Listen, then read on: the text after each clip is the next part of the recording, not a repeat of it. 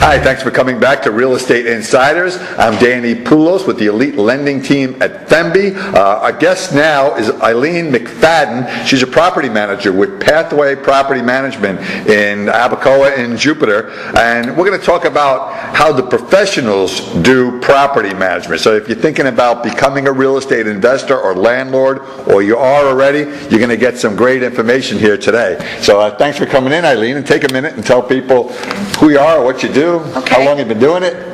Okay, thanks for having me. My name is Eileen McFadden. I am in Florida 25 years now, in the property management field for 25 years. And you've been with Pathway, and they really specialize in managing property, mostly for investors, right? How'd you start up with that? It was a startup company which was a group of investors that kept buying up short sales and foreclosures. They could no longer handle managing all the tenants and rent collections and services that were needed.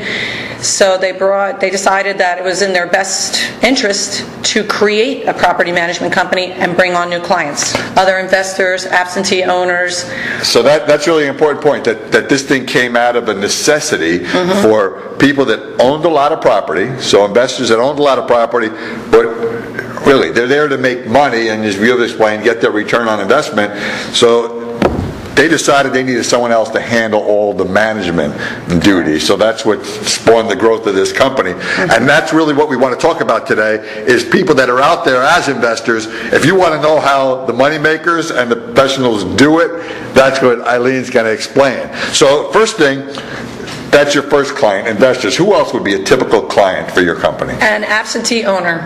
So someone that bought the house, but they live out of the country, out of the state, with maybe the thought in mind of retiring in 10 years and moving into the unit, but in the meantime renting it out and getting some return on their investment.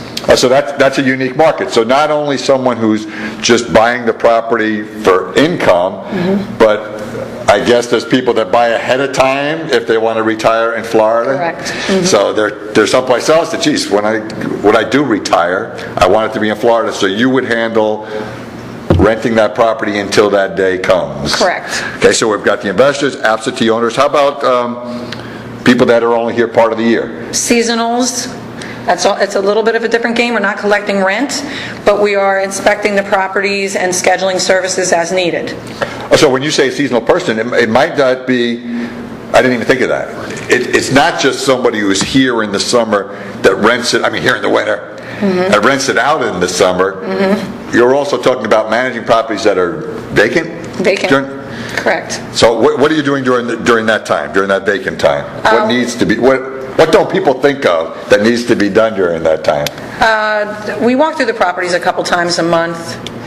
Toilets have to be flushed. There's services, preventative maintenance services that we perform and that sort of thing. Yeah, you never know. Water heater. Correct. Leaks, right? I'm sure you've had to deal with that. You're laughing because you probably have dealt with it plenty of times. Right. So we're broken down. There's the clients. We've got investors, absentee owners, seasonal people who bought homes ahead of time planning on retiring, and then we've got that wannabe investor, and there's lots of them, and I say that in a good sense, that want to buy properties while prices are still right, and they want to earn money, they want to get their return on investment.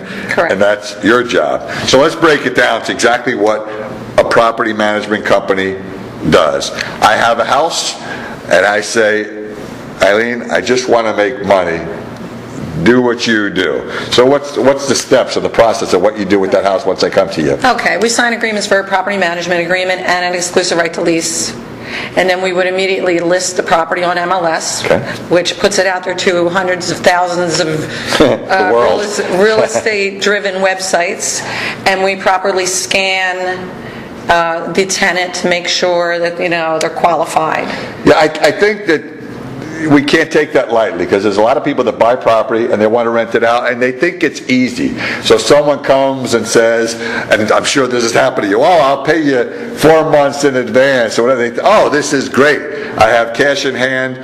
But they don't really check out the tenants the way you do. So they might be covered for the first 4 months. That may be the last months they have rent. So you're there to get the money. I'm there to get the money. So tell me what happens in a typical client screening. What are you checking out? We check credit, criminal background. As you may know, there's a lot of people with credit issues in the last 6 years, and we don't always say no, but we do want a lot of money up front. That way, if the tenant defaults, and I have to go through the eviction process with them, then the owner loses, the bleeding is stopped. And I could turn around and re-rent it and get it refilled for them again. Now, someone that's a new landlord that's not used to what you do, I know it myself. I could be a softie. Someone's late on the rent. Okay, or I'm not even looking at the calendar to make sure I'm getting my rent on the 1st. That's just a recipe to lose money, right? Yeah. So you're making sure the money is coming in and the day is coming in. What happens on the 2nd of the month? Well, some of our clients give their tenants like a 3-day or 5-day grace period. My largest investor, it's due on the 1st. It's $100 late on the 2nd. And we know we have to, I usually bang out a lot of phone calls first before I stick a 3-day notice. Right. Just as a courtesy, I don't have to, but I'll put the 3-day notice on. Once that expires, we have a group, a law group that we use in Fort Lauderdale, eviction law firm of Kevin Fabricant, and they will evict your tenant within 45 days for under $500. Now, that may sound vicious out there, but not when you're the landlord. Exactly. Because people think, oh, the mean landlord's throwing him out. He's got to write a check every month for the maintenance, for repairs, for the mortgage, for the real estate. He's paying for all that. Exactly. Don't assume they don't have a mortgage. And I tell my tenants that all the time. I said, because you were late, now my client is late on his mortgage and is incurring late fees and interest fees. So you're there to get the money. And right. I don't want to sound repetitive, but I want people to listen. If you're thinking about becoming a landlord and becoming an investor, how important what you do is to making it be profitable or to losing your shirt or your house for that matter. Correct. Okay, now, you also told me that you get referrals from agents who are selling houses or doing rentals. They may be either selling houses to investors or listing houses for rent, but they have use of a property management company too, right? They don't get paid to do it. Why would they do it, right? So tell me how it works out with agents. Well, agents a lot of times when they take on a huge listing and they stand to really benefit from that closing, will do all the schlep work. Right. They'll go out and hire plumbers and roofers, and that really takes away from what realtors do. They should be on to their next client, whether it's a seller or a buyer or a client wanting to rent, and they get caught up in this mess where they really should refer the business over to me. And yes, we are a licensed real estate brokerage, and I'm a licensed real estate agent. We sign an agreement with them so that there is no conflict. That is their client. That client goes back to them. That's everybody wants to do a great job. Everybody wants to be full service.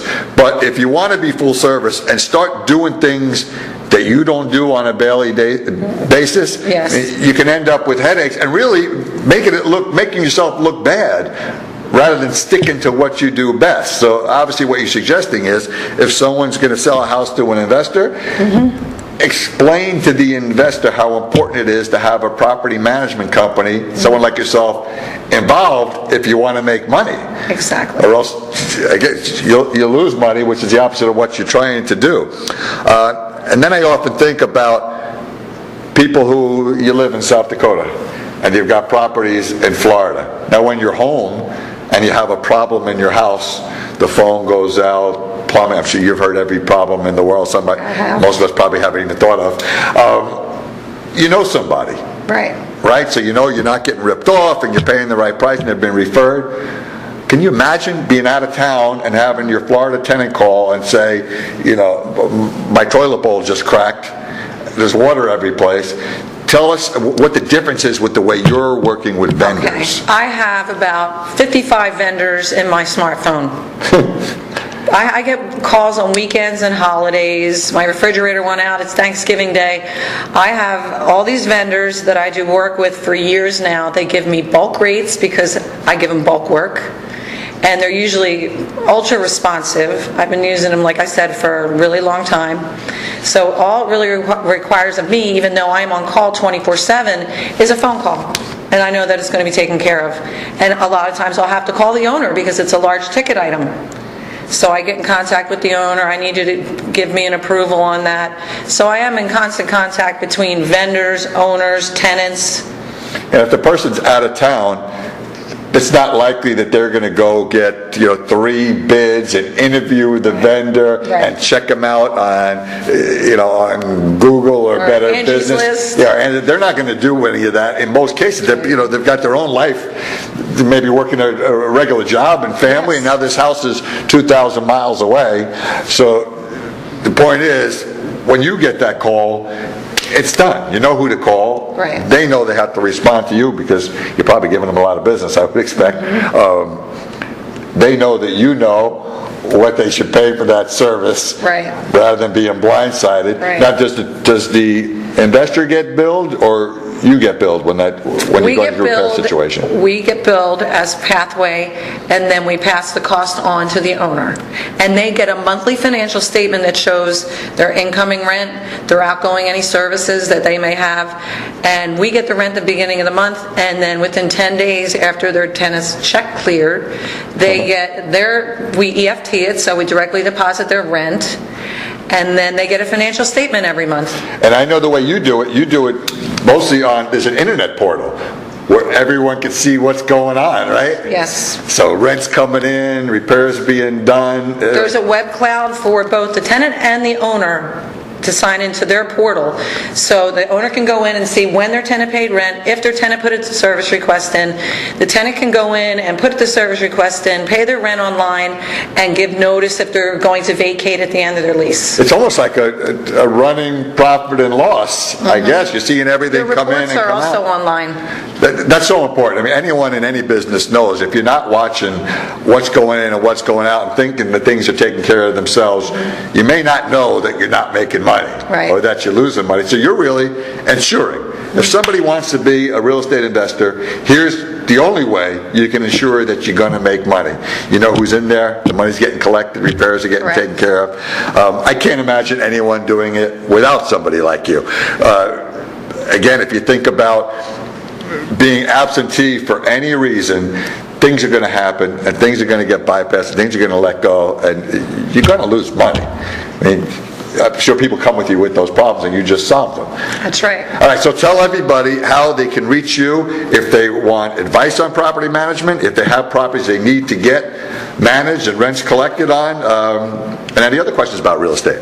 Okay, well, the best number to get me at is in my office, since I am there most of the day from 8 to 5, is 561-203-2334, or my email is emcfadden@pathwayfl.com. I will give you my cell also, 561-354-8534. Okay, so now you know. If you've got tenants that need to reach somebody, she's pretty easy to reach, so it's a guaranteed way to make money investing in real estate. Thanks, Eileen, for coming in. It was great information. Thanks for having me.